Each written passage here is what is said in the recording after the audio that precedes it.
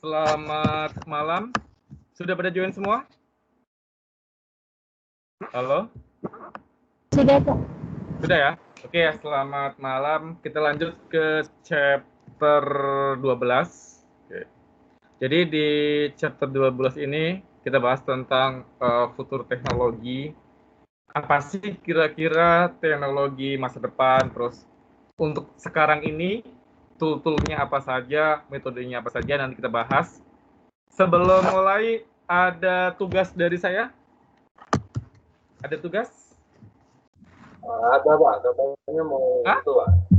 Ada, Feb? Katanya Ada, ada oke. Pak. Ada ya? Oke, Ada. silakan perkelompok presentasi. Siapa dulu yang mau present? Bison, Oke, siapa? Son.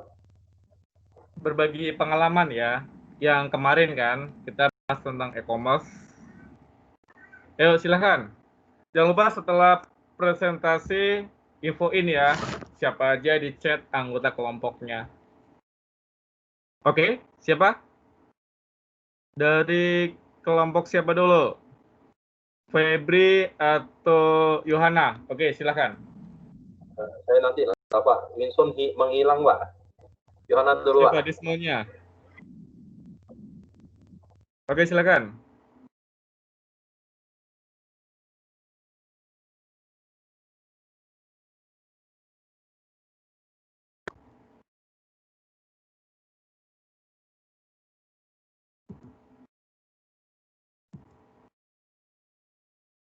Oke, silakan Yohana jelaskan.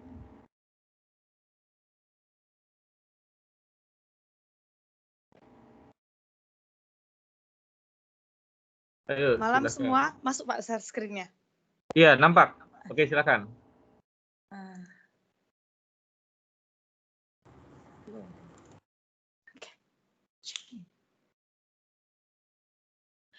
Jadi kami akan mempresentasikan tugas yang kemarin Bapak suruh. Ini nama kelompok kami Pak, ada saya, Lena, Alins, Ecclesia, Santi, Rick Anderson, dan terakhir ada Fernando.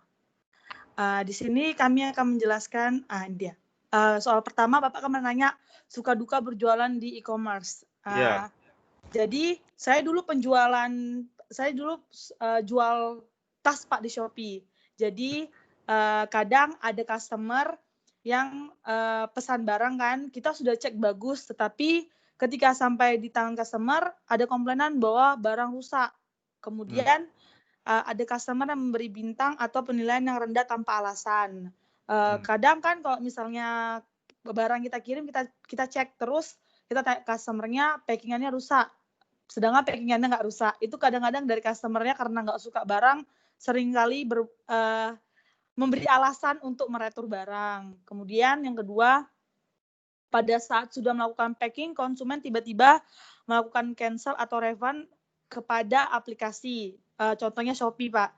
Jadi terpaksa di unboxing kembali. Jadi misalnya kami penjual udah siap untuk mengirimkan barangnya, tiba-tiba kami dapat pemberitahuan bahwa customer meng-cancel barang. Jadi kami terpaksa untuk membuka kembali barang yang telah kami packing. Kemudian pembelian memilih metode COD saat penjual yang mau mengirim barang, tiba-tiba pembeli tidak bisa dihubungi. Ini seringkali sih terjadi, Pak. Kalau Yang di misalnya Batam kita, ya? iya Yang Pak, di daerah COD. Batam. Kalau saya COD itu kalau gini ya, pengalaman Yohana. Contohnya kita kan udah kirim ke kurir. Iya Terus Pak. tahu-tahu orangnya tidak bisa dihubungin atau tidak ada di rumah, itu berarti barangnya balik lagi ya? Iya Pak. Ntar kita Kemarin sudah bayar ini kan kurirnya kan? enggak sih Pak, kalau kemarin saya kan kurir kan, terus kayak customer-nya nggak bisa dihubungi, jadinya kurir balik ke kita, lah kita jadinya nombok Pak, kayak bayar uang bensinnya ke kurir gitu. Oh gitu ya. Ya, jadinya rugi gitu sih Pak. Jadi kan intinya kan kita untuk sharing pengalaman ya, siapa teman-teman yang lain pengen usaha, oh rupanya seperti ini loh. Jadi misalnya kan harus siap mental sama siap batin kan Yohana? Kalau Iya Pak, siap mental. Iya. Siap mental. Oke, silahkan. Selanjutnya, nah ini pengalaman berbelanja di e-commerce. Jadi menurut ada salah satu kelompok kami pernah merasakan pada saat melakukan pembayaran, kelompok kami namanya Adalena, Pak. Jadi dia pernah merasakan ketika sudah melakukan pembayaran, tetapi tiba-tiba penjual menginformasikan bahwa stok barang tidak tersedia. Padahal sisa stok yang ditampilkan masih banyak. Iya Pak, sering seperti itu sih di e-commerce, contohnya Shopee. Dia bikin contohnya ada 20 stok barang lagi, tapi ketika kita check out dan udah bayar, tiba-tiba kita dapat pesan dari penjualnya bahwa barang itu kosong. Nah itu Pak, sering sekali antara Sementara kita persediaan sudah stok ini ya, yang sementara kita udah berbayar kan, iya otomatis kan Pak, orang udah masuk ke sistem ya. iya Pak. Seringkali kayak antara tidak sama antara stok di Shopee dengan stok yang penjual miliki. Kemudian menurut Ricky Henderson, pengiriman barang sangat lama, tidak sesuai dengan estimasi waktu yang diberikan. Ada Pak kayak itu. Contoh kan di Shopee kan ada estimasi waktu 3-5 hari. Terkadang ada yang sampai seminggu gitu Pak. Nah itu yang ada ya? Ada Kalau... Pak. Ada. Itu Ricky Henderson Pak, menurut pengalaman pribadinya. Kenapa HP sama ini ya? Ekspedisi gitu. PHP ekspedisi. Kalau seandainya gini kan, kita kan sudah ngirim, terus kalau seandainya barangnya kan lama, itu kan sementara kan batas waktunya kan 3 hari 4 hari itu gimana itu Yohana? Kadang kan Pak, kita dari Shopee kan memperpanjang ini Pak, kan ada kan dari Shopee sudah menerima pesanan. Nah jadi nanti kita sebagai kita yang customer, kita milih kalau kita belum menerima, terus kita kayak memperpanjang gitu Pak. Memperpanjang ini ya waktunya ya? Iya Pak, benar. Jadi nanti ketika barang itu sampai, baru kita ACC kalau barangnya udah kita terima ke penjualnya. Tapi kan Pak, kan contoh kita kan mau pesan barang nih, contoh ada kebutuhan mau beli sepatu nih, minggu depan mau dipakai, udah hitung hari kan Pak, kayaknya pas nih harinya. Nah itu Pak, tiba-tiba barangnya ternyata nggak sesuai dengan hari yang kita rencanain. Itu sih Pak yang kadang bikin kesal. Yang waktunya ya?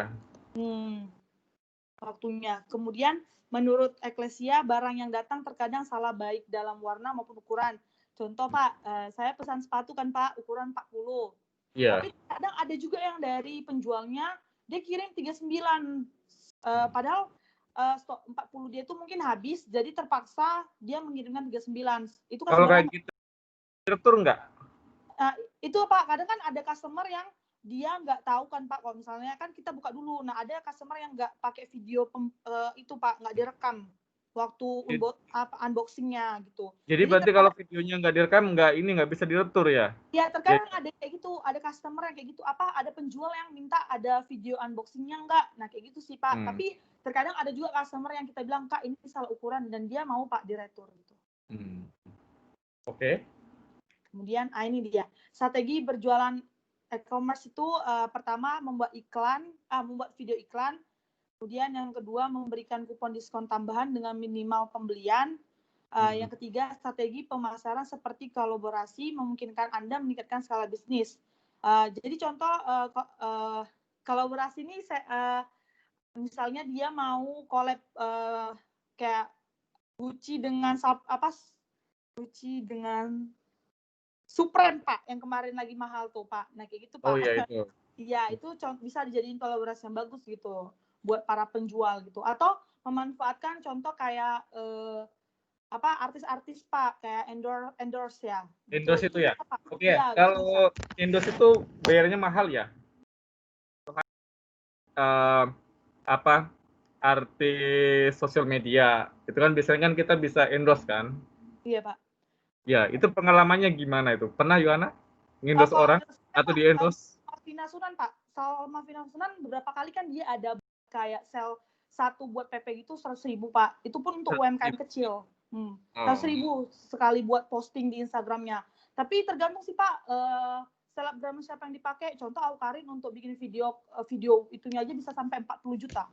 40 juta ya? Iya Pak. Lumayan juga ya kalau jadi artis sosial media ya, misalnya kita endorse atau apa kan? Iya Pak, benar. Sekali posting kan? Nah, oke. Terus apa lagi? Udah Pak, itu aja. Soalnya kemarin kan soalnya ada 3 Pak. Ya, udah bagus ya. Thank you atas sharingnya ya. Siapa tahu nanti teman-teman yang lain akan memulai bisnis. Oh, rupanya bisa kan jiplak punya Yohana and the Gang kan. Oh, rupanya seperti ini. Oke, terima kasih. Next, silakan. Jangan lupa ya, Yohana ini siapa aja anggota di chat ya. Jadi saya Udah bisa di-online, Pak. Kelompok Febri, Pak. Terima Oke, kasih, Feb. Pak. Silakan, Feb. Ya Pak, Winson yang presentasi Pak. Jangan sebut Siapa yang nama. presentasi? Febri Desmond? Satu kelompok, Pak. Maksudnya Satu saya kelompok. screen. Oke, Kelvin ya. Silakan, Kelvin.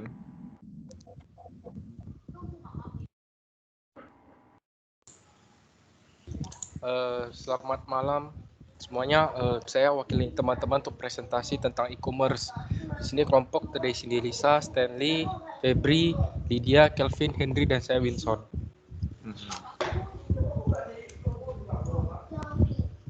Jadi ini berdasarkan dengan pengalaman sendiri, suka duka berjualan online di e-commerce. Sukanya itu memudahkan kita buka online shop. Jika pertemanan yang luas dan marketing kita bagus, kita dapat memiliki circle pertemanan yang bagus juga. Meminta teman-teman untuk membantu follow IG. Kemudian dan teman-teman kita juga bisa share di story untuk menarik followers.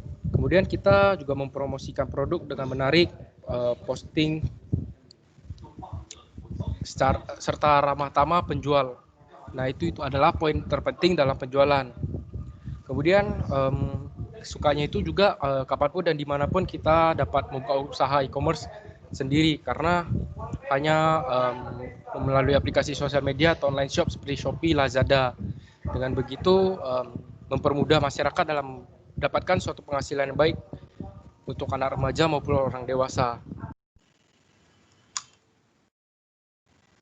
Kemudian yang dukanya, untuk pertama kali menjual atau membuka online shop itu pasti akan mengalami banyak kerugian pada awalnya.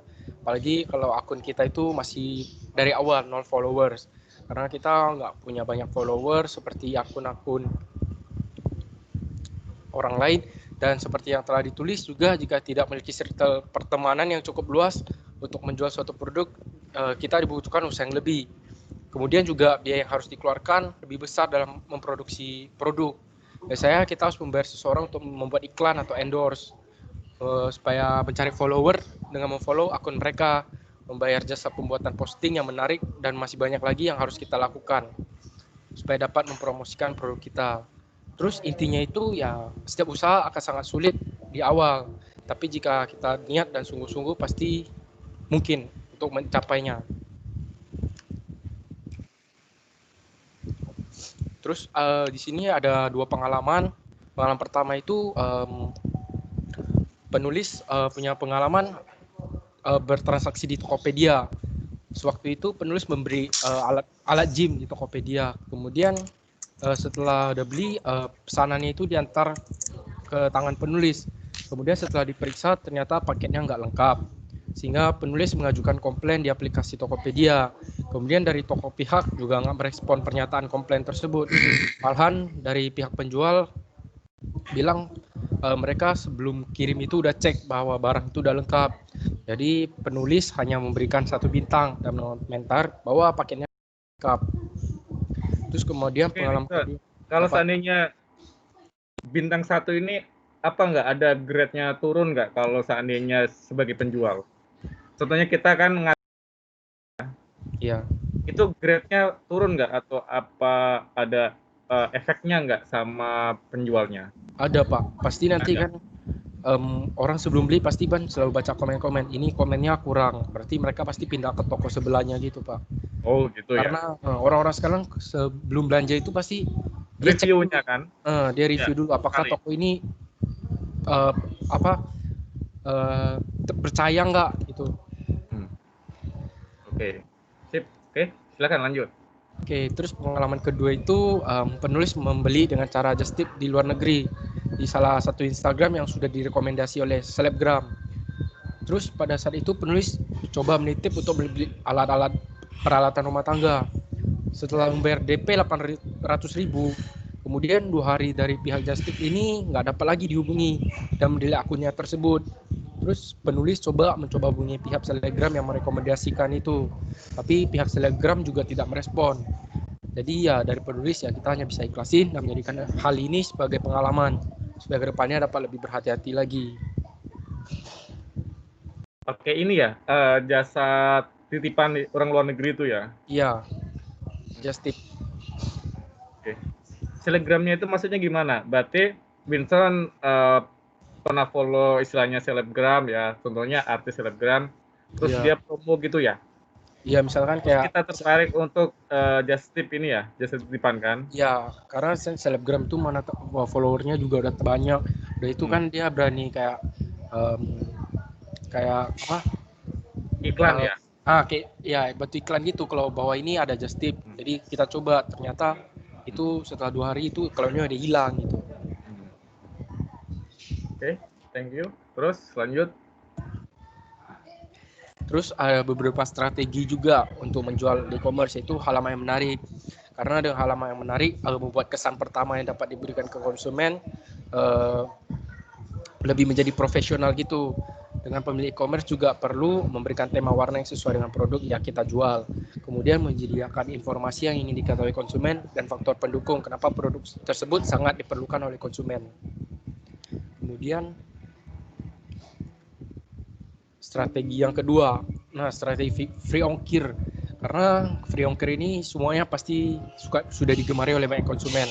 Karena konsumen pikir bahwa kalau beberapa kali membeli suatu produk karena biaya pengiriman pasti jadi agak berat. Jadi strategi free ongkir ini memberitahu bahwa suatu e-commerce sedang mengadakan promo free ongkir. Padahal biaya pengiriman itu sudah dimasukkan dalam harga produk. Kemudian yang sebentar ya. Nggak apa-apa kan sambil kita discuss ya. Kalau seandainya free ongkir, contohnya Wilson buka ini ya, buka baru, itu ada langsung free ongkir atau nunggu dulu Wilson biasanya? Harus awal-awalnya pasti belum langsung kasih free ongkir karena kan kita masih start, masih mencoba. Terus lama-lama kalau udah makin bagus, free ongkir pasti makin ramai lagi mereka. Itu sih. Oke. Lanjut ya Pak. Iya lanjut silakan. Oke, jadi kita sambil discuss ya. Oke, Pak. silakan. Jadi yang strategi ketiga itu diskon dengan time limit, yaitu strategi yang memberikan diskon pada suatu produk dengan adanya batasan waktu, sehingga konsumen yang mengetahui hal tersebut akan merasa rugi jika tidak segera membelinya.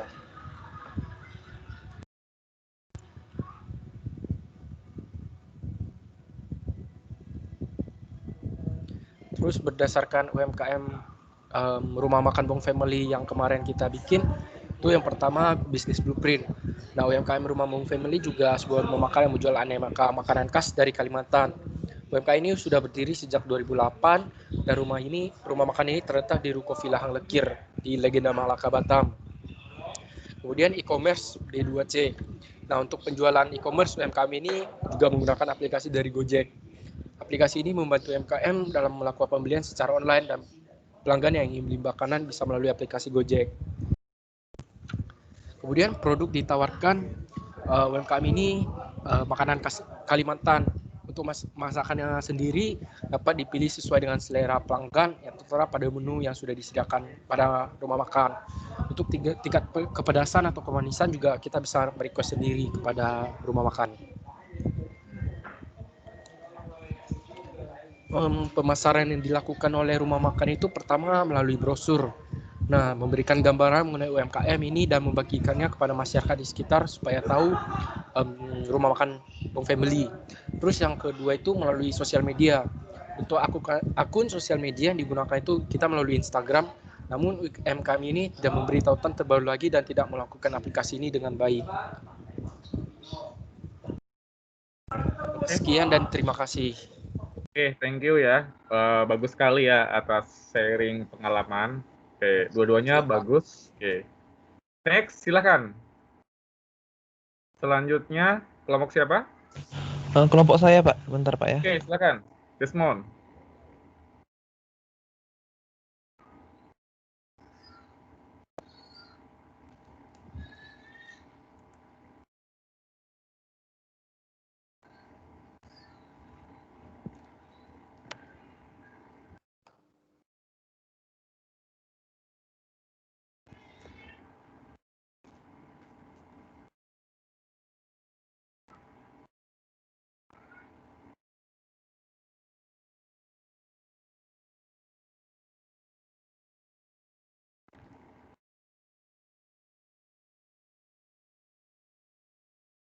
Oke, silakan Desmond.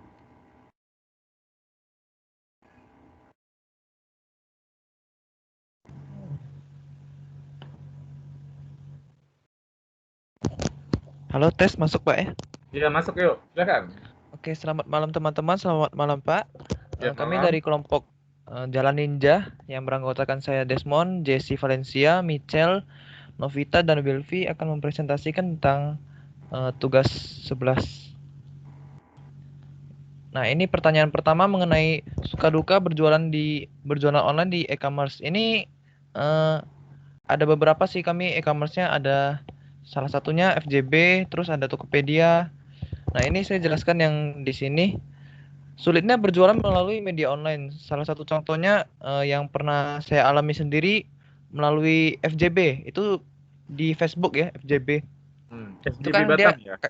ya FJB Batam kan. Dia di Facebook itu ada beberapa grup, itu namanya sama semua, forum jual beli Batam. Itu biasanya orang-orang di Batam jualan di sana melalui Facebook. Itu karena lebih cepat dan lebih gampang untuk jualannya.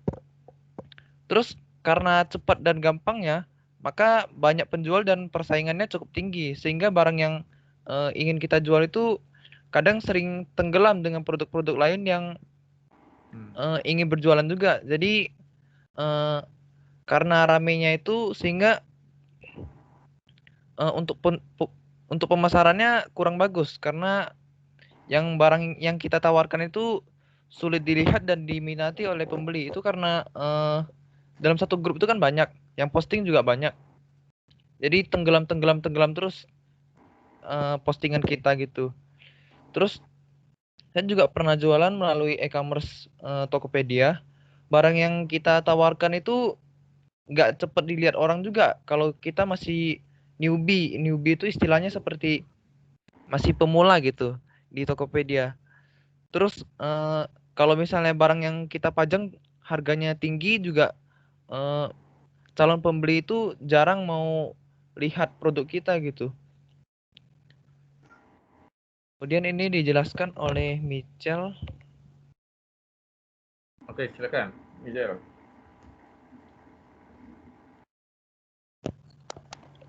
Halo, Ya. halo. Oke, Pak. Kedengaran ya? Oke. Saya akan menjelaskan tentang perkenalkan, nama saya Michel Tais, NPM saya 1941288. Saya sekarang akan menjelaskan tentang slide ini. Jadi, selain pengalaman mempromosikan produk melalui media sosial seperti TikTok dan Instagram, merupakan salah satu alternatif dan solusi dalam berjualan online, karena selain memiliki traffic yang cukup tinggi, juga menjadi sosial media yang sangat populer pada tahun 2020, dan barang-barang yang kita jual di sana lebih banyak dilihat orang. Seperti salah satu dari kami yang pernah mempromosikan barang melalui TikTok atau Instagram mendapat cukup banyak pembeli dari sana. Habis itu kedua, karena pentingnya promosi agar akun Tokopedia, kita dikenal banyak orang, dan inovasi serta kreativitas barang yang dijual juga sangat dibutuhkan agar dapat menarik perhatian calon pembeli. Gitu. Nah, itu salah satu solusi yang di terakhir ini untuk apa? Di Tokopedia atau e-commerce lainnya seperti Shopee, Blibli.com atau Bukalapak, itu kita harus pandai-pandai melakukan promosi seperti apakah nama produk kita buat yang menarik, atau display gambar produk kita buat yang bagus biar orang juga enak lihatnya, jadi pengen beli gitu. Dari TikTok Terus memang bisa ini juga ya? gimana Iya. Pak? Dari TikTok bisa ya? Bisa, Pak. Sekarang kan aja TikTok banyak untuk lagi. orang nari-nari, goyang gitu aja kan? Bisa juga. Enggak juga, Pak. Di TikTok juga banyak juga kayak promosi-promosi barang, sehingga ada juga kayak produk yang paling terkenal mungkin lagi ngehits kayak skincare dan lain-lain gitu, Pak. Kadang bisa baju, bisa hal-hal yang lain, hal-hal yang lain gitu lah, selain dari skincare, baju dan lain-lain gitu. Soalnya saya nggak pernah main TikTok, jadi nggak ngerti kan. Gitu sih, Pak. Oke, saya lanjutkan Pak ya. Ya, lanjut silakan next. Nah, ini gambar ada 2 gambar di sini. Yang di kiri ini Tokopedia, ini Tokopedia Seller, ini yang pernah saya jualan di Tokopedia. Dulu kan saya sempat kerja di konter handphone. Nah, kebetulan dapat handphone yang masih baru tapi harganya miring. Jadi saya langsung jual aja di sini. Bingung juga sih soalnya jual di FJB. Yang di kanan ini kan Tenggelam FJB. juga ya. Yang di FJB ini tenggelam, Pak. Dia terlihat sama orang aja cuma 30 dikit aja. Saya udah posting ke 34 FJB di Batam. Nah, jadi saya masukin ke Tokopedia juga. Nah, ternyata di Tokopedia ini juga sulit persaingannya, Pak. Karena Gitu ya? harganya kan saya dapat harga sekitar 3 jutaan gitu. Jadi saya harga barunya itu sekitar 4 juta. Jadi saya nggak bisa ambil untung banyak, saya jual harga segini. Ini udah miring juga sih. Tapi sama aja nggak ada yang tertarik, dia cuman pelihatannya 93 orang aja dari sekian banyak pengguna Tokopedia gitu. Nah, Berarti ini nanti kalau ada yang beli ini ya, yang sebelahnya keranjang 0 itu jadi 1 gitu ya? iya, Pak. Iya, Pak. Oke. Nah, ini yang di Tokopedia. Terus yang di kanan ini saya jualan di FJB. Ini ada beberapa barang kayak ini kan ada handphone, ada kipas laptop, ini ada rubber pads gitu. Ini sulit juga sih karena kita pas posting di FJB itu gak cuman kita yang posting, ada banyak yang posting sehingga kita harus rajin-rajin Up untuk gitu ya. up gitu. Terus juga kita harus posting nggak cuman ke satu FJB karena di Batam tuh kan banyak FJB-nya. Iya. Ini sampai saya buat ini 34 FJB saya posting yang untuk penjualan handphone. Dan terakhir yang berhasil cuman satu sih yang saya jualan, kipas laptop ini. Yang Ini kan 12.000 itu. harganya murah. Iya. Kebetulan ada yang nyari itu waktu itu, jadi COD. Nah, COD-nya di ke rumah aja sih. Orangnya juga baik, jadi gas aja lah udah dapat penjual gitu, dapat pembeli gitu. Kalau untuk produk lainnya ini saya nggak sempat kejual di FJB. Jadi yang beli itu paling orang-orang yang kenal-kenalan aja gitu, yang mau beli barangnya. Kalau yang di FJB nggak kedapetan, cuman dapat yang kipas laptop aja gitu. Oke, ini saya lanjut. Ini dilanjutkan oleh teman saya.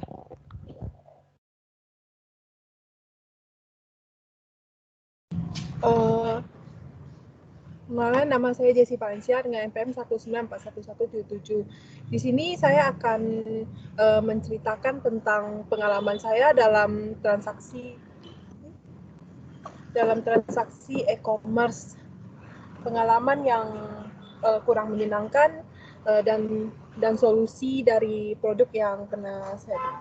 Jadi barang yang dibeli itu tidak sesuai dengan display dengan alasan barang yang sama sudah tidak tersedia. Seharusnya seller bisa melakukan konfirmasi terlebih dahulu kepada buyer atau pembeli agar dapat memaklumi keadaan seller yang mungkin kehabisan stok barang. Maksudnya di sini itu kita pembeli ini pernah membeli barang, tetapi dia tuh ya menggantikan barangnya dengan barang yang tidak yang lain yang bukan diinginkan pembeli karena ya kehabisan stok barangnya. Dan yang kedua itu kadang barang yang dipesan melalui e-commerce tidak sesuai dengan ekspektasi pembeli saat melihat deskripsi produk yang sangat menarik. Terkadang seperti bahan yang tidak bagus, packing yang tidak baik, dan produk yang cepat rusak. Hal seperti ini bisa kita hadapi dengan memberikan penilaian buruk kepada seller agar kedepannya pembeli yang lain bisa lebih berhati-hati.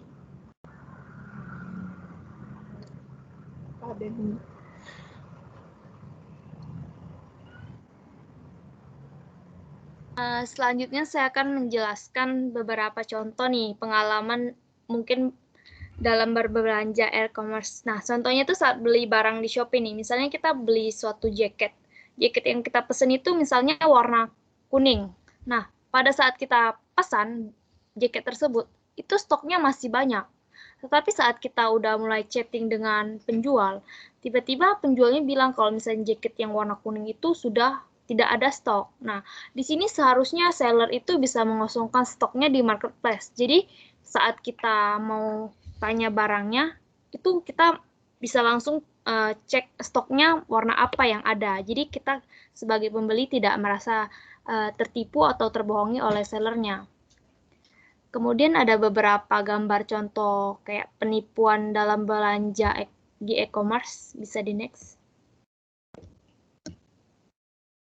Nah, contoh ini ada beberapa gambar nih. Yang pertama ini ada kayak seorang wanita beli masker wajah. Nah, yang didatang itu malah masker wajahnya jadi lucu nih, kecil.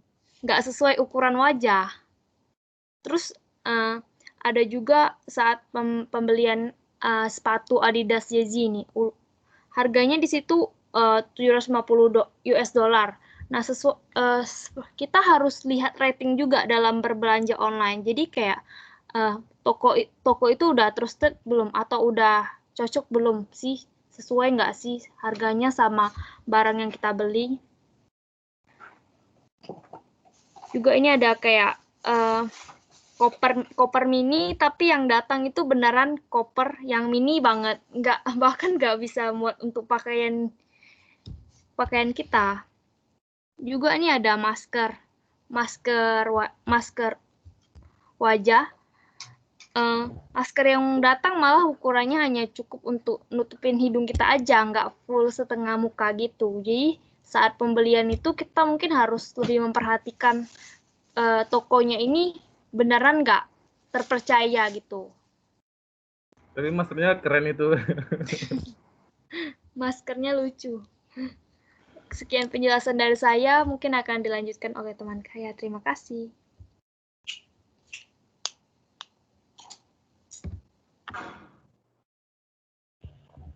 Perkenalkan, nama saya Wilfi Caroline, NPM 1941083.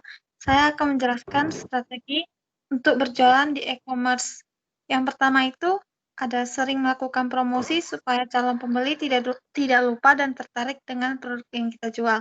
Dengan kita sering nge-share misalnya di media sosial, contohnya Instagram, itu dapat membuat kalau customer itu merasakan bahwa toko kita ini akan aktif dan terupdate terus. Nah, yang kedua, jangan melakukan promosi yang berlebihan karena dapat membuat calon pembeli kita merasa tidak nyaman dan menjadi tidak ingin berbelanja dengan kita. Misalnya dengan membuat diskon besar-besaran seperti diskon satu pakaian sampai 70%, mungkin akan tidak logik. Yang ketiga, membuat kata-kata yang menarik perhatian agar calon pembeli tertarik dengan produk kita. Nah, yang keempat, memberikan deskripsi secara singkat dan lengkap agar calon pembeli dapat memahami produk yang akan dibeli dengan baik. Ini maksudnya dengan kita menjual satu produk itu, kita tidak dilengkapi dengan caption yang bertele-tele, sehingga tidak membuat pembeli itu malas untuk membacanya. Nah, yang paling terakhir, memberikan promo atau harga spesial karena pembeli ingin membeli produk yang kita jual.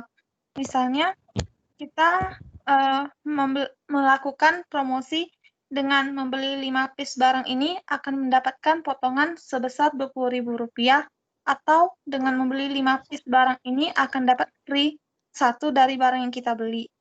Sekian, terima kasih. Oke, thank you.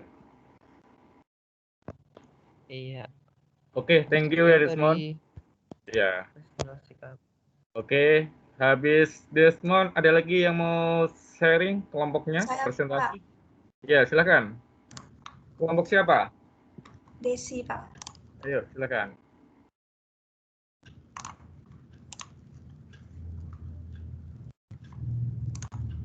Udah muncul belum ya, Pak, slide-nya? Udah. Yuk. Di print view ya. Ya. Oke. Selamat malam, Pak. Selamat malam, teman-teman.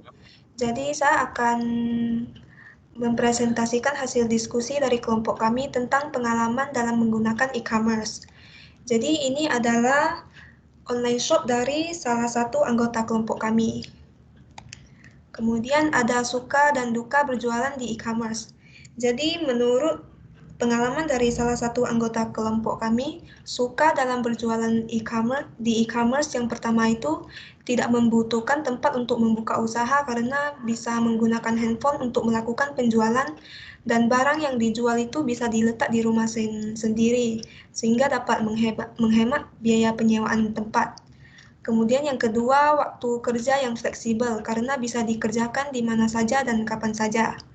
Yang ketiga, bisa berjualan bebas sesuai hobi yang diinginkan. Yang keempat, dapat menentukan harga profit sesuai keinginan kita. Yang kelima, dapat meningkatkan kemampuan berbisnis di sosial media. Kemudian yang keenam, dapat menghemat biaya untuk membiayai tenaga kerja karena bisa kerja sendiri. Kemudian ada duka. Yang pertama itu mendapatkan customer yang tidak bertanggung jawab, yang dimana banyak customer yang suka membatalkan pesanan. Yang kedua, sulit memberitahu kualitas produk untuk meyakinkan pelanggan. Jadi produk dibeli dari supplier untuk dijual lagi itu dari online.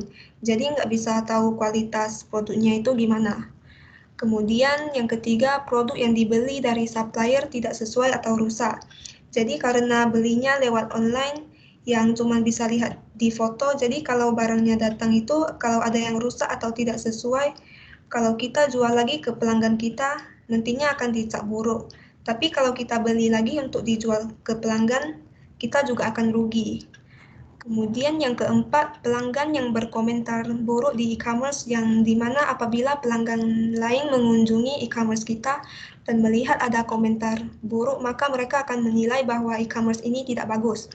Kemudian yang kelima adalah stok terbatas.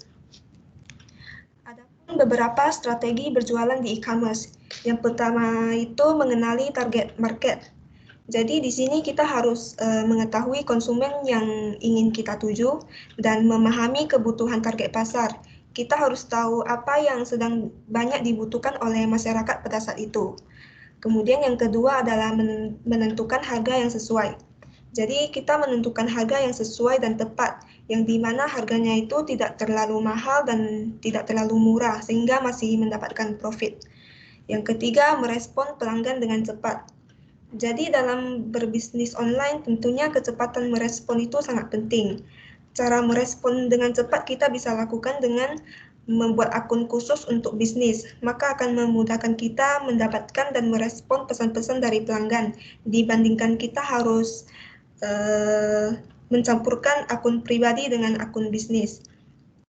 Kemudian yang keempat, mencari informasi mengenai produk yang ingin dijual. Jadi dari duka yang ada di poin kedua dan tiga, kita bisa mencegah terjadinya duka tersebut dengan melakukan strategi yang namanya mencari informasi mengenai produk yang ingin dijual. Jadi sebelum kita menjual produk, kita harus cari dulu informasi tentang kelebihan dan kekurangan dari produk tersebut, sehingga kita bisa mempertimbangkan lagi apakah produk tersebut layak untuk dijual atau tidak. Kemudian ada pengalaman dalam menggunakan e-commerce.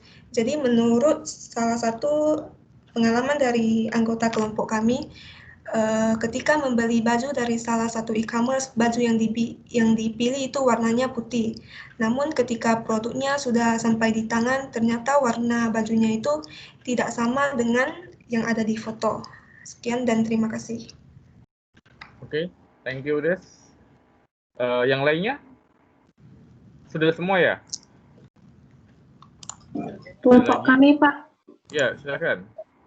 Oke.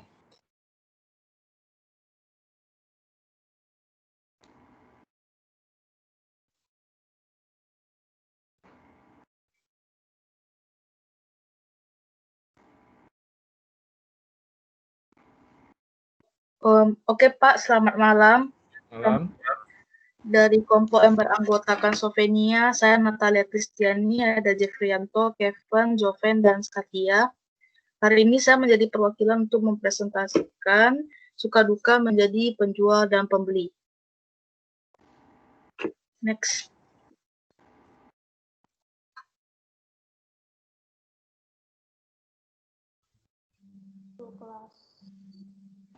Bentar ya Pak, ada masalah dikit. Oke.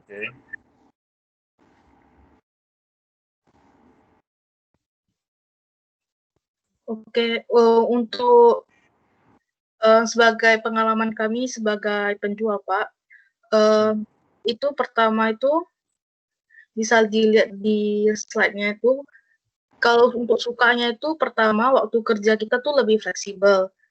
Terus bisa juga, nah karena fleksibel itu kita bisa lakuin bisnisnya tuh dimanapun dan kapanpun. Kita bisa balas chat konsumen dimanapun, atau kayak mungkin di luar rumah atau dimanapun. Nah, terus di sini juga kita dilatih untuk ada kemampuan dalam berbisnis.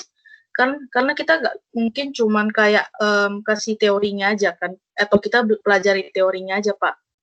Jadi di sini kita juga sambil berlatih, jadi ada kayak prakteknya gitu. Pak, maaf itu screen-nya belum buka ya? Belum. Ya, screen-nya belum berubah. Sebentar ya, Pak. Sebentar ya, Pak. Ya, oke. Oke, Natalia, kalau untuk pemula bagaimana tips menurut Natalia?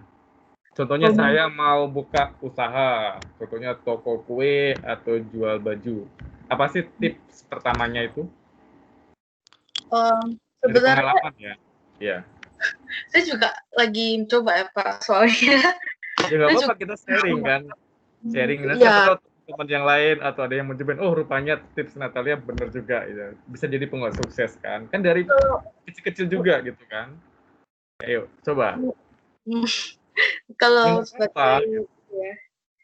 Salah benar kan masalah gitu kan. Yang penting sharing. Kalau saya sih, Pak, saya pribadi saya coba kayak ngajak orang-orang sekitar saya dulu, kayak keluarga saya atau teman saya. Jadi membuat orang di dekat kita tuh percaya dulu, kayak gimana sih pelayanan kita atau mereka belajar sama kita tuh gimana, merasa nyaman kah atau gimana, atau cocok gak sama kitanya, toko kita gitu. Karena pribadi saya juga masih bingung juga sih, Pak. Terus ya kan kita juga nggak mungkin memaksa orang untuk beli gitu kan, Pak. Jadi ya kalau mereka nggak mau beli sih nggak apa-apa, tapi kita at least tetap pasarkan ke orang-orang terdekat. Jadi at least kalau mereka belanja pun kita masih bisa dapat testimonial dari mereka gitu. Oke, terus lanjut lagi. Oke, kalau untuk lanjut ke presentasi saya kan, Pak? Iya, oke, silakan. Oke, kalau untuk dukanya ya kayak gini tadi, Pak. Kan kita kalau baru, kita belum tentu langsung dapat banyak pembeli kan, karena mungkin kita masih kurang dapat kepercayaan dari orang atau kurang dikenal. Jadi bisa dikatakan kayak toko kita tuh sepi atau kurang pelanggan, dan akhirnya pun kita nggak dapat banyak untung sama labanya. Baru dukanya itu kadang kita dapat pertanyaan yang cukup banyak itu dari pembeli, kayak barang ini tuh bagusnya buat apa sih, harganya berapa ini. Tapi ujung mungkin mereka kurang tertarik atau apa, akhirnya pindah ke toko lain atau nggak jadi beli. Terus kadang ada yang melakukan pembatalan pesanan mendadak gitu, sama kadang dikomplain pembeli. Next. Kalau menurut Natalia, contohnya kita promo, ada yang contohnya kenalan artis Instagram, apa namanya? Influencer gitu ya. Contohnya kayak yang sosial media punya 1.000 follower atau 10.000 kan. Kan kita bisa promo dengan mereka kan, bayar mereka kan? Iya, Pak. Itu gimana kalau menurut Natalia? Menurut saya sih sebenarnya itu lumayan langkah yang baik ya, Pak. Cuman balik lagi, kan nggak semua orang bisa tertarik sama produk kita juga. Meskipun mungkin ada yang membeli, tapi kan mungkin ekspektasi kita contohnya 200 orang beli, tapi ujungnya paling 10 orang. Jadi itu kembali lagi sih sama produk atau pelayanan kita di toko kita sendiri. Oke. Next. Nah, kalau pembeli suka kita tuh, kita kalau belanja di e-commerce itu cukup mempermudah pembelian atau pesanan kita. Kita bisa pesan di mana aja, duduk di mana, kita tinggal pesan, tinggal tekan di HP kita, terus kita udah bisa pesan satu barang kan, Pak. Terus kita nggak perlu kayak kunjungi tokonya, kita ya kunjungi tapi dalam bentuk virtual online gitu. Terus kadang waktu membeli kita juga dapat free gift, kayak pembelian 800.000 ke atas kita dapat bonus sesuatu atau semacamnya. Terus kadang kita bisa dapat harga yang lebih murah sesuatu produk harga murah produk itu. Ya kalau dukanya kadang barang kita datang ke sekolah ada yang rusak atau terus ada yang kami juga pernah kena tipu penjual gitu. Penjual kadang nunggu respon di penjualnya itu cukup lama. Oke. Pak, dan ini strategi jualan dari kelompok kami. Pertama itu melakukan diskon atau promo. Jadi di sini kita bertujuan untuk menarik konsumen atau mungkin bisa juga menarik pelanggan-pelanggan baru. Terus kita akan sertai dengan deskripsi produk yang lebih baik dan mungkin desain postingan yang lebih baik, jadi biar orang lebih tertarik. Terus ada lampirkan testimoni atau review-review, jadi biar orang percaya, oh toko ini bukan pembohong atau penipu. Ya, bagusnya sih strateginya kita dengan promosi, dengan memanfaatkan media-media sosial yang sudah ada, dan yang tadi Pak, endorse influencer terkenal. Mungkin nggak meningkatkan penjualan langsung juga, tapi at least kita bisa kenalin bisnis kita ke banyak orang. Istilahnya namanya itu ya. Oke. Kalau di Batam contoh endorse-nya siapa? Kalau boleh tahu. Saya kurang update masalahnya. Di Batam. Endorse terkenal? Dulu ada namanya Molitalin, tapi udah pindah Pak. Oh, itu ya. Iya. Nggak endorse ke Desmond Lim? Apa Pak? Nggak endorse ke Desmond Lim yang terkenal juga kan? Pak.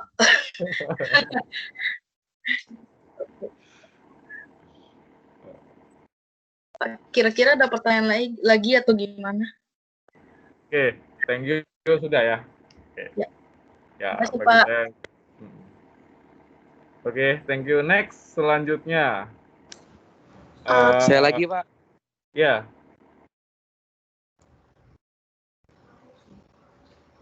Ini yang ke-6 kan? Iya, ada yang mau nggak?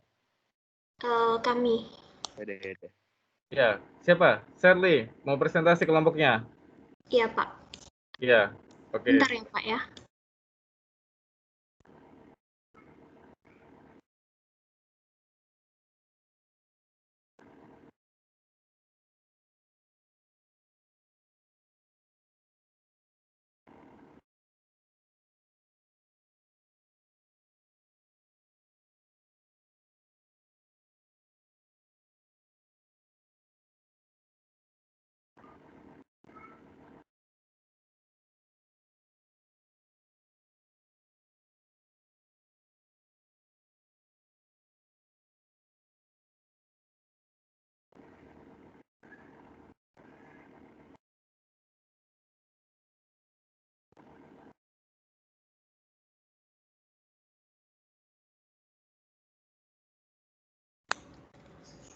Oke, selamat malam. Kelihatan nggak ya ini? Iya, kelihatan. Oke, silakan. Oke, Pak. Jadi ini Shirley di preview ya, biar besar, biar teman-teman yang lain nampak juga. Iya. Iya, oke. Nah. Oke. Silakan.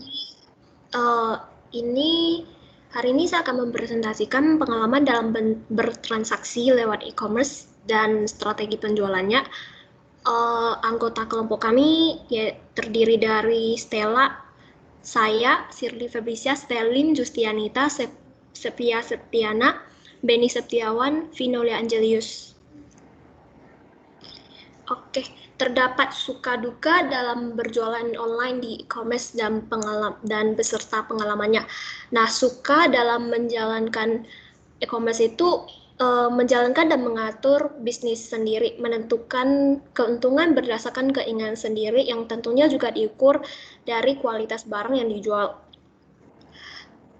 Dan juga waktu kerja dan tempat juga fleksibel.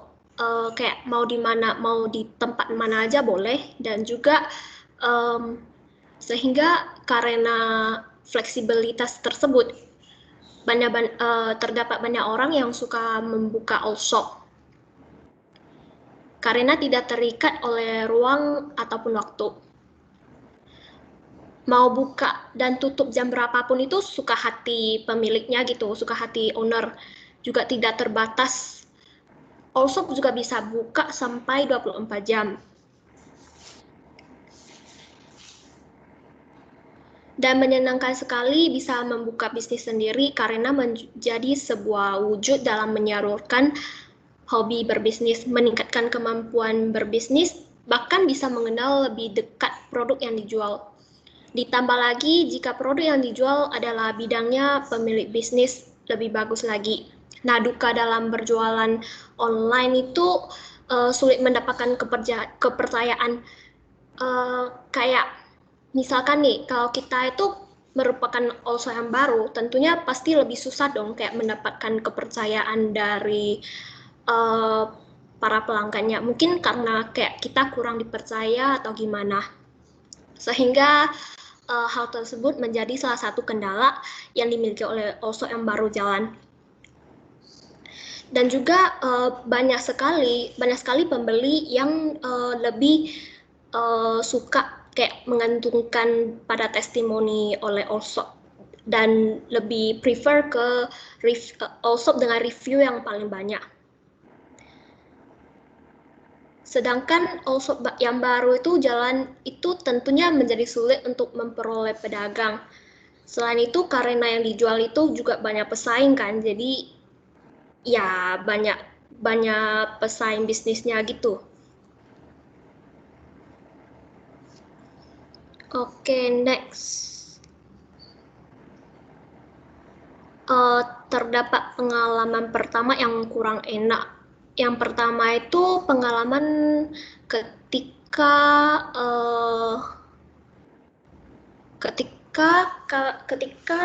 mahasiswa berbelanja pada saat event Shopee 11.11.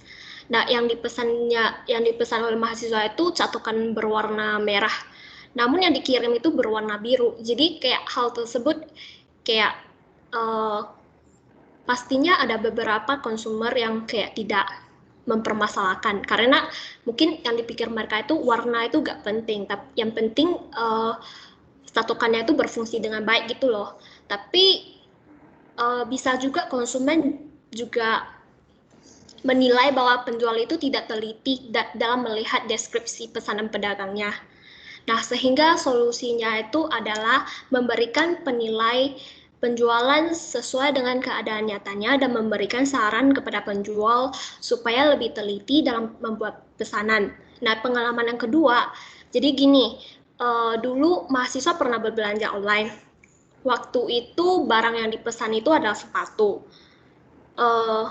Dan juga online store-nya itu mencantumkan bahwa pengiriman barang ke daerah mahasiswa itu estimasi 2-3 hari. Namun setelah mahasiswa tunggu sampai 4 hari juga masih belum sampai gitu loh pesanannya. Dan ternyata setelah 8 hari gitu baru sampai. Nah, hal tersebut tentunya bisa membuat kecewa dan tentunya kesal buat konsumen kan, karena udah lama tunggu dan estimasi penyampaian produknya itu tidak sesuai dengan yang dicantumkan oleh penjual gitu.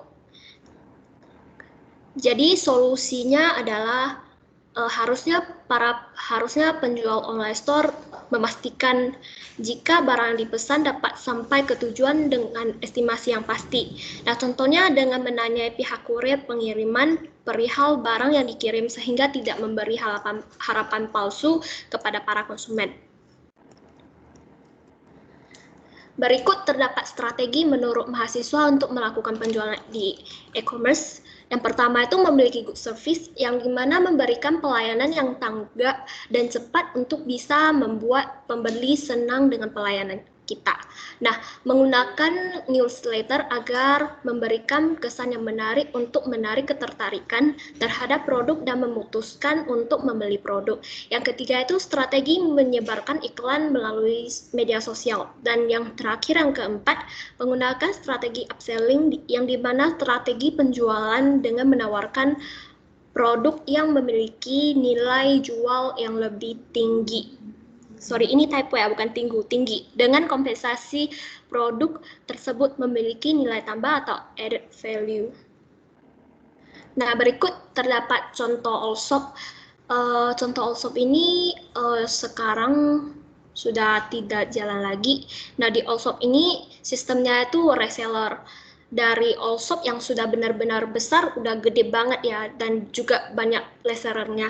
Jadi seperti yang kita ketahui, kalau produk yang dijual punya gambar produk yang sama setiap harinya. Yang berbeda itu di setiap foto harus tercantum logo usaha masing-masing dan harga yang bervariasi. Reseller yang lain juga sudah besar banget, jadi banyak yang beli di situ, sehingga yang baru mulai jadi reseller merasa tersaingi secara langsung karena kayak bawahannya resellernya itu udah gede banget, udah banyak banget, jadi kayak susah gitu buat reseller baru untuk berkompetensi secara langsung. Oke, sekian dan terima kasih. Oke, thank you. Sudah? Ada lagi? Yang belum Nggak ada. presentasi? Sudah Saya Pak habis lagi ya? Pak. Siapa? Saya Pak belum Pak.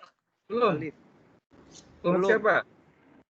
Kelompok Alif Rahmatul Dafa, Ayo, Angelia. Alif, silakan.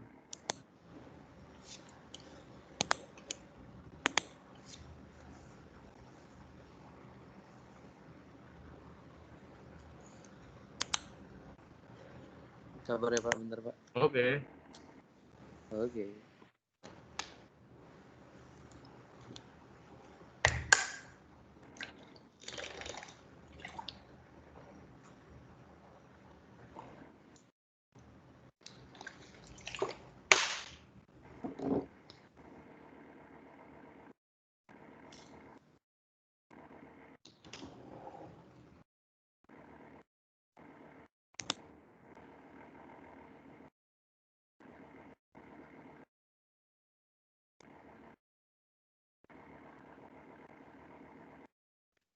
Oke Pak, selamat malam semuanya. Selamat malam Pak. Oke, perkenalkan saya dari kelompoknya ada Anjeli, ada Alif Rahmatul Dafa, ada M. Rifki, sama ada Albert.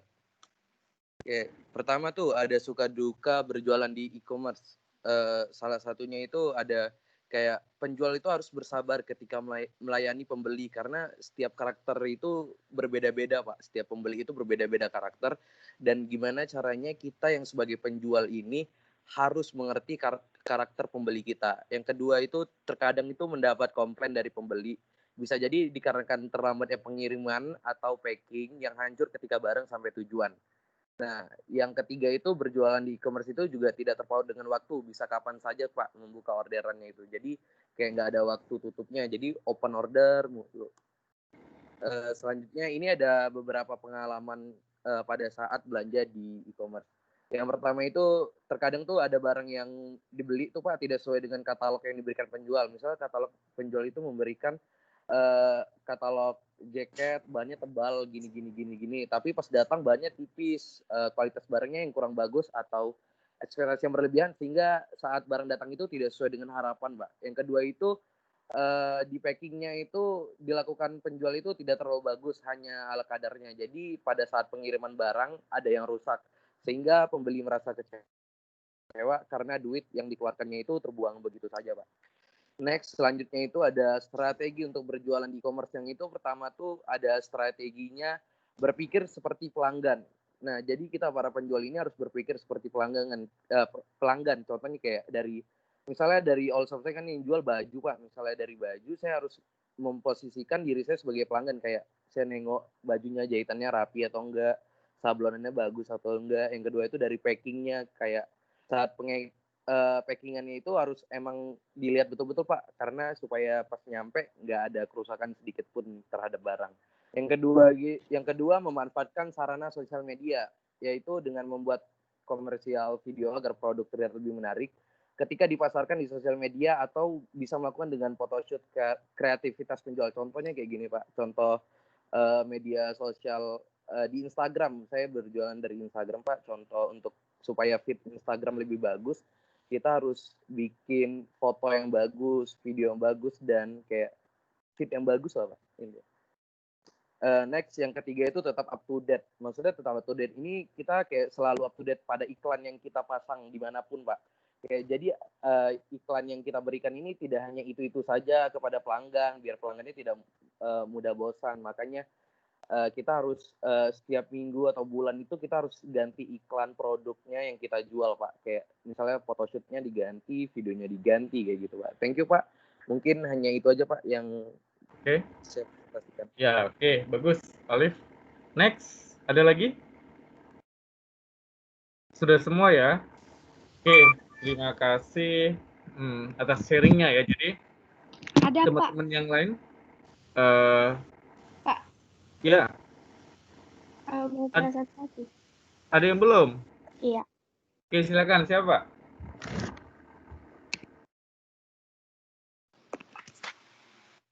Kelompok siapa? Untuk materi chapter ini nanti bisa baca aja. Yang penting kita discuss dulu ya. Kita selesaikan. Kelompok siapa yang belum?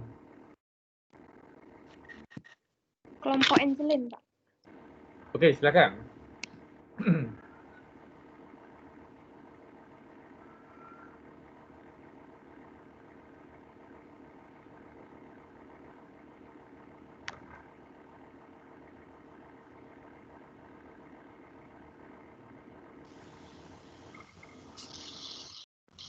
Selamat malam, Pak.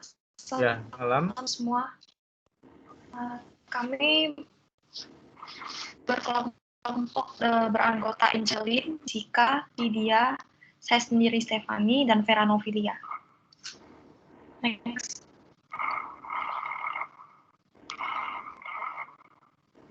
Vera, next.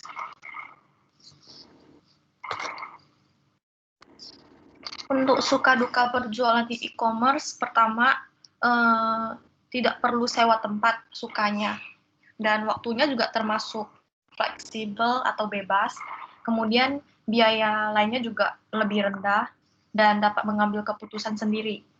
Nah, kalau untuk duka berjualan di e-commerce itu pesaingnya banyak, dan jika kita tidak memiliki strategi marketing yang benar, kita susah untuk mendapatkan customer. Dan yang kedua,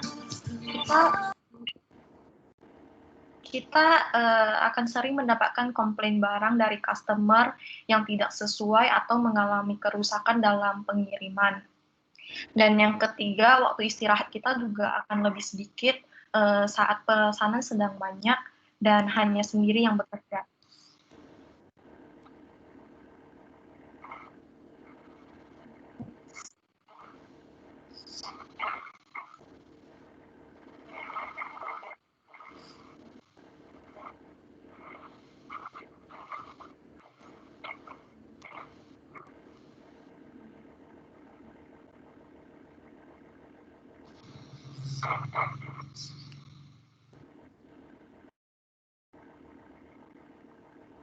Oke, selanjutnya pengalaman melakukan transaksi di e-commerce. Sebenarnya Pak, sini masih belum jalan. Sinyalnya ya? Ayo, ya, coba. Kayaknya. Oh, oke. Ayo. Nah, kalau pengalaman melakukan transaksi di e-commerce, ini pengalaman pribadi saya sendiri. Nah, saya pernah beli di salah satu e-commerce. Nah, jadi pengiriman barangnya itu salah. Jadi kalau dalam hari yang ditentukan belum di-refund kan udah nggak bisa. Nah, jadi setelah lewat beberapa hari itu saya komplain ke orangnya dan ditunda-tunda terus dan kemudian refund. Alhasil saya nggak bisa refund barangnya sih, itu aja. Terus kalau mau beli barang kan juga nggak bisa face to face, nggak bisa lihat produknya, kualitasnya, dan lain-lainnya. Itu merupakan salah satu masalah kalau mau transaksi di e-commerce sih.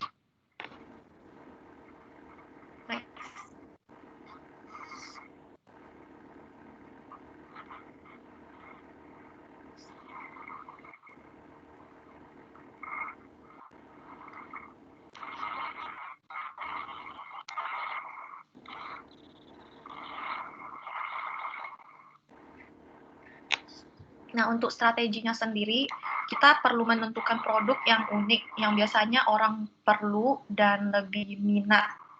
Nah, kita juga harus menentukan marketing yang tepat, seperti membuat iklan dan promosi, promo, dan lain-lain. Kemudian kita juga harus melakukan pengecekan pada e-commerce lain untuk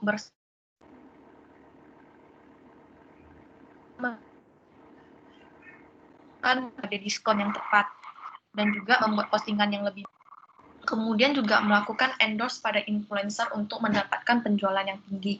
Nah, kalau untuk endorse ke influencer itu kita harus menentukan audiensnya, engagement-nya yang sama, yang audiensnya itu sama dengan produk yang mungkin orang minat gitu.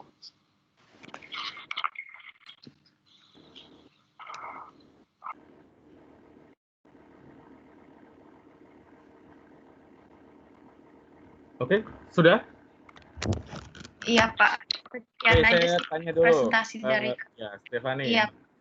Kalau contohnya Iya. kan kita sebagai seller ya, jual kan harganya 5.000. Kalau di Iya. e-commerce itu kita kena potong atau tetap 5.000 masuk ke rekening kita?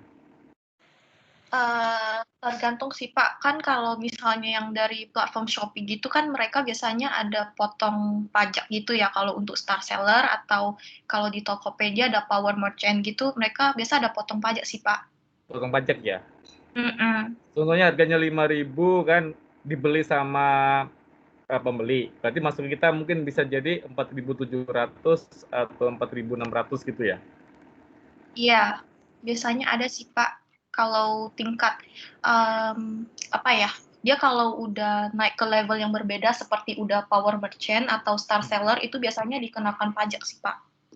Kalau yang masih baru-baru itu ada potongan pajak juga, atau istilahnya nanti seperti Tokopedia atau Shopee itu ngambil untung contohnya Rp500 untuk dia, itu ada nggak? Atau kebetulan kan saya nggak pernah jadi seller ya, pernah nggak? Sebelumnya sih kalau saya pernah berjualan itu sih kalau pertama itu nggak kena pajak sih Pak, kecuali kalau udah upgrade ke power merchant atau star seller. Itu baru kena potong ya? Iya. Oke, thank you. Iya. Ada lagi yang mau ya presentasi? Sudah semua ya? Oke, terima kasih atas sharingnya. Jadi istilahnya ini salah satu untuk pengalaman ya buat Anda-Anda yang lain mau terjun ya istilahnya untuk berbisnis. Salah satunya kan bisa memanfaatkan e-commerce. Ya, kalau jadi karyawan kan sudah ditentukan gajinya segini tiap bulan. Contohnya seperti saya ya. Jadi kalau jadi pengusaha minimal UMKM ya itu kan kita bisa menghandle sendiri waktunya sendiri kan. Jadi ada istilah kalau mau kaya ya berbisnis atau berdagang. Oke, terima kasih. Lanjut ke absensi ya. Saya absen dulu. Oke.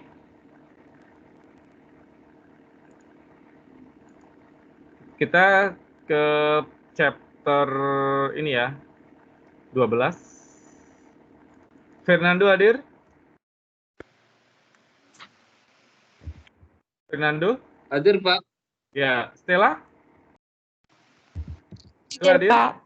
Ya. Satya? Hadir, Pak. Ya, Shirley? Hadir, Pak. Ya. Stelin? Hadir, Pak. Hadir ya. Novita Hadir, hadir Pak. person. Oke. Justanita Hadir, Pak. hadir ya. Oke. Bentar. Ini kok. Oke. Terus Sovenia, Hadir, Pak. Desi Hadir, Pak. hadir ya. Wilfi, Hadir, Pak. Angelia Hadir, Pak. hadir ya. Alif hadir tadi presentasi. Hadir, Pak. Ya, Dela Hadir, Pak. hadir ya. Jessica, Hadir, Pak. Desmond hadir ya tadi presentasi. Oke. Kevin Hadir, Pak. hadir ya. Lydia, Hadir, Pak. Kelvin Hendralim Hadir, Pak. hadir ya. Winson, Hadir, Pak. Natalia, Hadir, Pak. Stefani, Hadir, Pak. Hendrickson, Hadir, Pak. Hendri Gunawan. Hendri Gunawan hadir ya.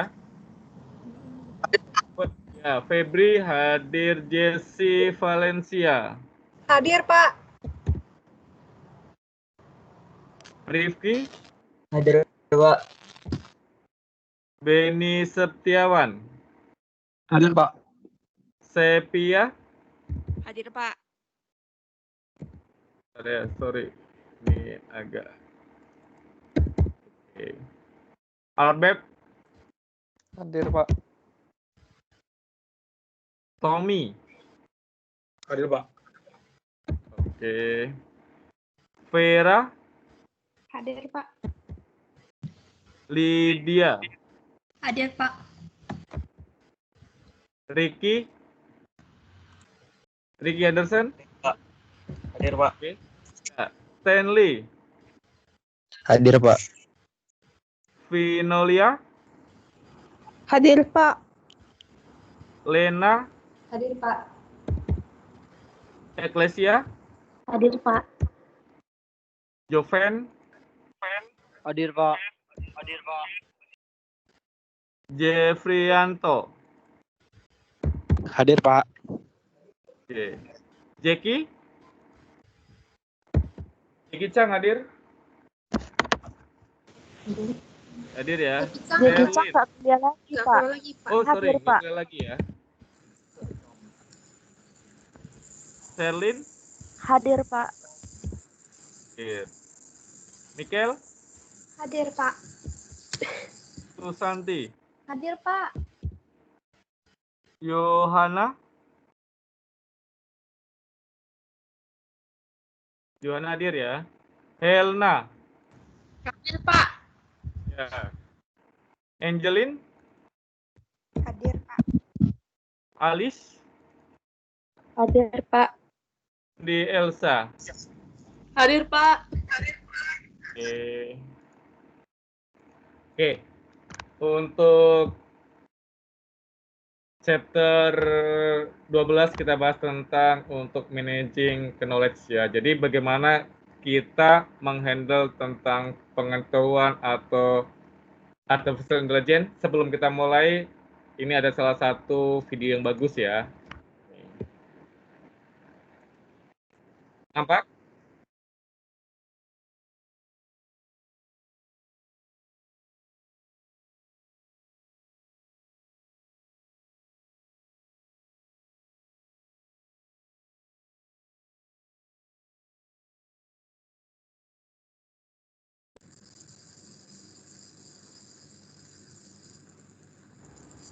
Nggak ada suaranya, Pak.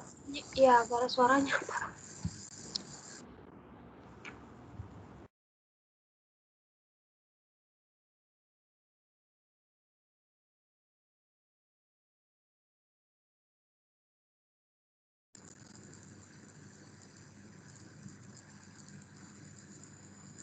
Pak, videonya memang nggak ada suara ya?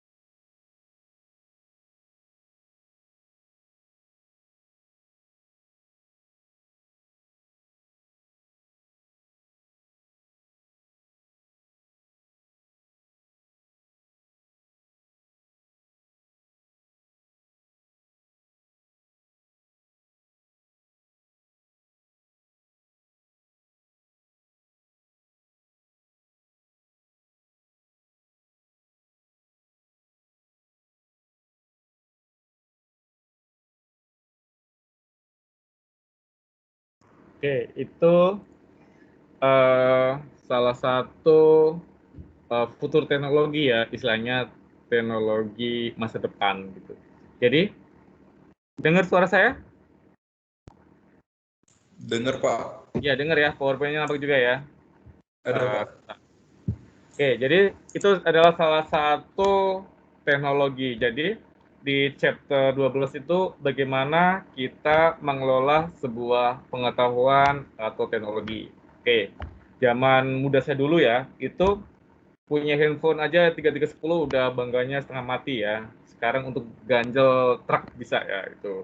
Jadi kita tidak bisa menentukan bagaimana sih teknologi 10 tahun ke depan ataupun 20 tahun ke depan ya. Jadi saya salah satu yang mengalami perubahan teknologi ya, itu istilahnya dari teknologi yang basic sampai canggih sekarang ini. Oke. Dari saya kecil belum ada lampu ya, karena di kampung sampai sekarang sudah zaman canggih ya. Itu adalah perubahan teknologi dari waktu ke waktu. Next. Jadi di chapter 12 ini bagaimana kita untuk mengolah tentang manajemen pengetahuan ya. Terus bagaimana penerapannya di bisnis. Terus apa sih metode atau pengetahuan yang kita olah dan didapat, bagaimana proses istilahnya kita untuk intelijen ya, teknik intelijen untuk memining pengetahuan, mengolah pengetahuan itu menjadi sebuah sumber informasi yang kita gunakan. Oke. Jadi di chapter 12 ini secara umum bagaimana kita untuk mengelola sebuah sistem memanajemen pengetahuan. Oke. Ini salah satu poin utama di dalam sebuah sistem informasi ya. Istilahnya ini induknya. Bagaimana sistem manajemen itu untuk kita invest. Oke. Bisa berupa perangkat keras, bisa berupa perangkat lunak. Contohnya perangkat keras di sebuah perusahaan itu adalah bagaimana kita untuk automatic system, kita membeli robot, contohnya untuk PCB ya. PCB bagaimana kita untuk solder otomatis, terus bagaimana kita menginsert komponen menggunakan robot ya. Terus bagaimana kita supaya PCB kita ini kita lapisin ya secara otomatis. Oke, ini adalah teknologi yang investasi yang untuk jangka panjang. Terus dalam bentuk perangkat lunak di perusahaan itu biasanya kita menggunakan data mining. Bagaimana mengelola sebuah kecerdasan buatan, terus bagaimana kita untuk menentukan investasi perusahaan ini mau dibawa kemana. Dalam 1 bulan ini bagaimana sih profit kita, benefit kita, target kita. Oke, apakah sudah sesuai atau belum? Oke, ini semuanya itu adalah pengetahuan yang harus kita olah. Oke. Karena ini adalah investasi utama di dalam sebuah perusahaan ataupun di pekerjaan. Oke. Ini contohnya bagaimana kita untuk penggunaan aset-aset contohnya ya. Aset di perusahaan itu bisa aset tidak berwujud ataupun aset dalam bentuk berwujud. Oke. Salah satu aset yang tidak berwujud istilahnya kan tidak nampak ya. Itu seperti bagaimana data. Oke. Informasi ya, informasi transaksi dan lainnya, terus karyawan juga, istilahnya pengetahuannya ya, itu adalah salah satu aset menurut saya ya, itu sangat bagus sekali. Terus bisa juga aset-aset istilahnya dalam bentuk fisik, oke, seperti dokumen ya, terus prosedur kerja, model struktur kerja, itu adalah mesin ya, itu adalah salah satu bentuk aset dan pengetahuan juga. Oke, next. Selanjutnya, bagaimana kita untuk pengelolaannya? Oke, bisa dalam bentuk kognitif ataupun kegiatan-kegiatan sosial dan individu ya. Itu salah satunya. Kegiatan sosial itu bagaimana sih untuk pengetahuannya? Itu salah satu bagaimana kita untuk, karena kita kan perusahaan ya, perusahaan pasti lingkup-lingkupnya itu kan masyarakat.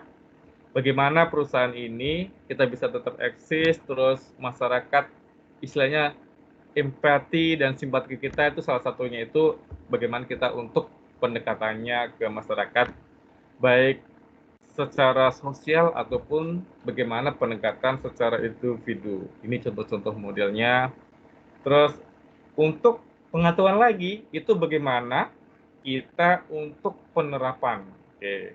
Penerapan itu contohnya bagaimana penerapan prosedur kerja, standar kerja perusahaan. Contohnya di mesin ya, mesin SMT ini harus apa aja sih yang akan dilakukan seorang operator supaya dia dapat menghasilkan produk tapi mengurangi defect dan bagaimana untuk meminimalisasi reject. Kalau dalam bentuk konseptualnya itu adalah tool-tool apa yang harus kita pakai di dalam perusahaan, terus bagaimana seorang manajer istilahnya memanage knowledge-nya. Ini salah satu bagaimana kita untuk proses dari pengetahuan yang ada. Oke. Selanjutnya di pengelolaan pengetahuan itu ada kebijaksanaan. Oke, jadi istilahnya kebijaksanaan itu bagaimana kita untuk mengatur tentang memecahkan masalah, istilahnya untuk problem solving-nya. Di dalam sebuah perusahaan pasti masalah itu ada ya, itu mau dari mesin, dari karyawan, ataupun dari proses kerjanya. Itu bagaimana kebijaksanaan kita untuk dalam ruang lingkup ini kita untuk pengaturannya. Oke, ini secara umum. Terus di pengetahuan itu ada tentang bagaimana tentang organisasi untuk learning-nya, bagaimana istilahnya proses pembelajaran. Oke, di dalam sebuah perusahaan ataupun organisasi itu dalam proses learning-nya itu tidak terlepas dari salah satunya data. Data adalah salah satu aset paling utama seperti measurement, trial and error, feedback dan lainnya itu adalah yang kita serap, terus kita olah, merupakan salah satu pembelajaran di dalam sebuah organisasi. Tujuannya kenapa itu? Dari pengalaman ini, kita bisa untuk memulai bisnis baru ataupun partner baru, proses baru. Karena dari ini ya, peribahasakan pengalaman adalah salah satu guru terbaik. Benar sekali ya.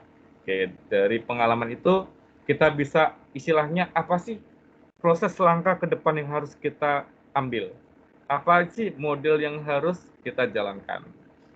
Oke, terus selanjutnya ini adalah untuk pengelolaan pengetahuan. Oke, istilahnya untuk value-nya apa aja, seperti model-modelnya untuk pengelolaannya seperti data dan informasi. Oke, ini contoh-contohnya. Oke, terus di dalam pengelolaan pengetahuan itu bagaimana kita untuk mengakuisisi pengetahuan. Oke, Di pengetahuan itu salah satunya itu melalui dokumen, terus melalui presentasi, terus laporan ya, report ataupun best practice. Oke.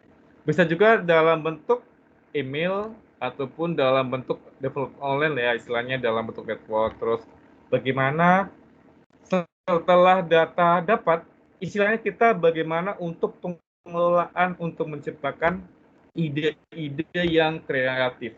Ya, yang pengetahuan salah satunya itu adalah untuk menyukseskan sebuah organisasi.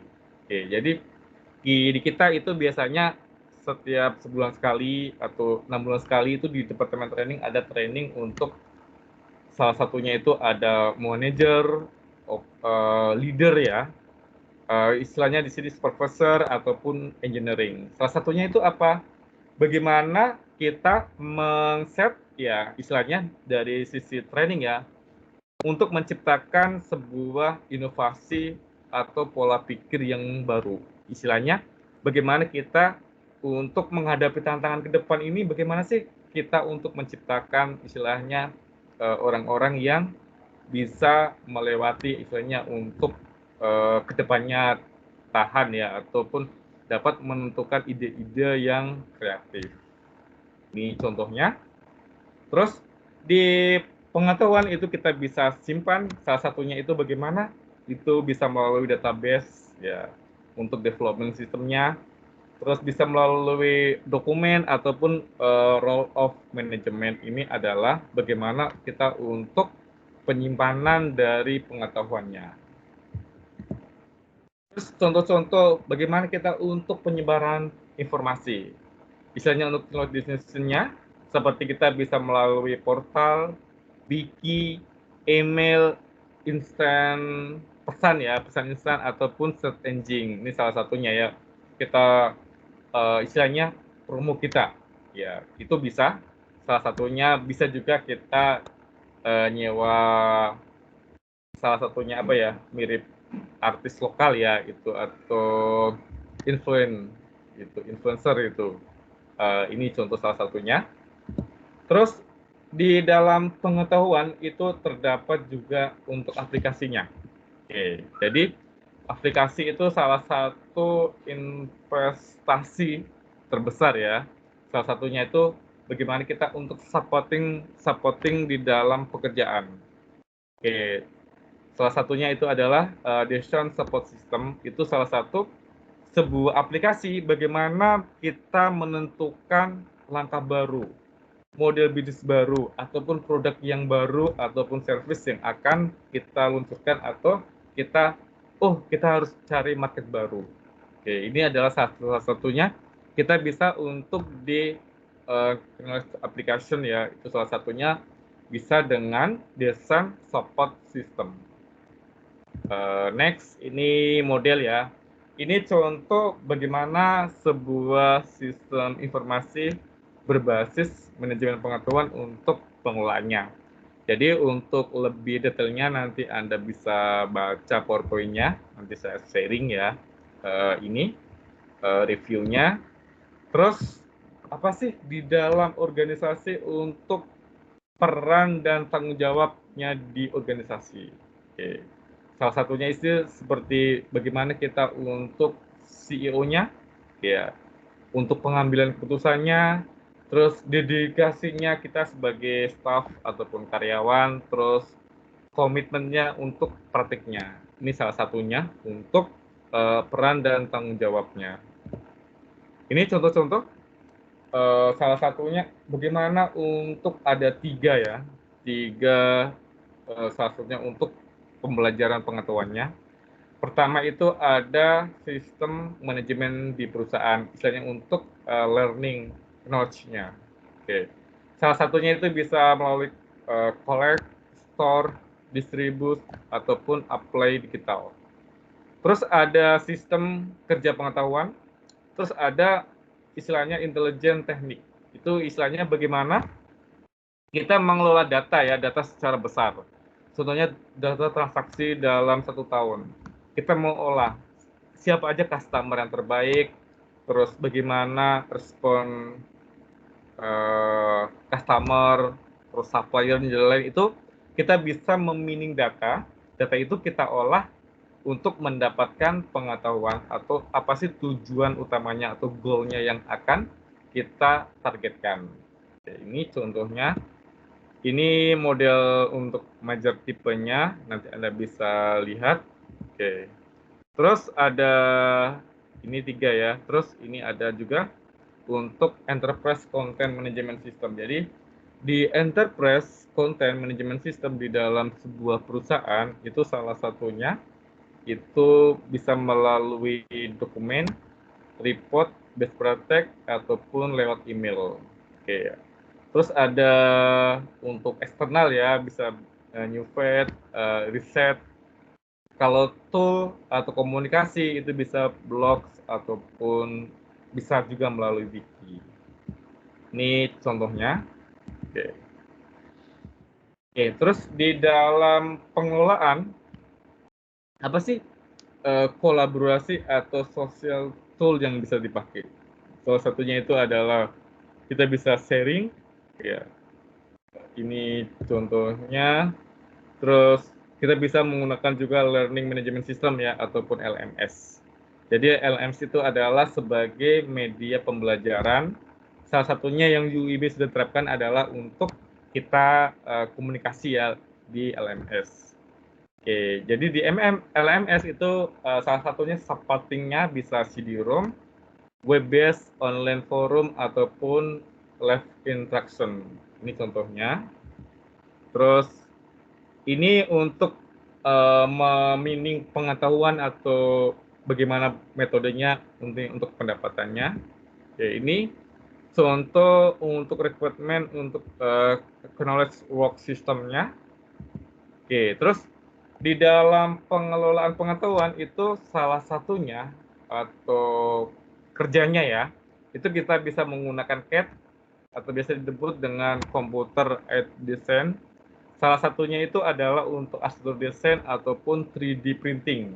3D printing yang sekarang ini lagi ngetren ya, bagaimana contohnya kita mau membuat sebuah desain animasi, animasinya ini kita mau bentuk atau kita tampilkan. Jadi salah satunya itu menggunakan mesin 3D printing. Terus ada juga virtual reality system. Di virtual reality ini bagaimana kita menggabungkan teknologi ataupun simulasi. Ya, salah satunya virtual itu kita bisa menggunakan augmented reality ya. Augmented reality istilahnya kita berdiri sebelahnya seolah-olah itu nyata ya, padahal itu sebuah istilahnya komputer manipulasi. Jadi di augmented reality itu yang sudah penerapannya itu salah satunya seperti kita penjualan ya, Informa atau apa kita jual contohnya produk kursi ya. Kursi ini kan ruangan kita seperti ini. Warnanya biru, modelnya seperti ini. Apa sih yang kira-kira cocok untuk kita terapkan? Itu salah satunya kita bisa menggunakan aplikasi ya, teknologi itu augmented reality ataupun virtual reality. Terus contoh virtual reality ini seperti ini. Ini kita putar ya. Oke. Ini contoh virtual reality.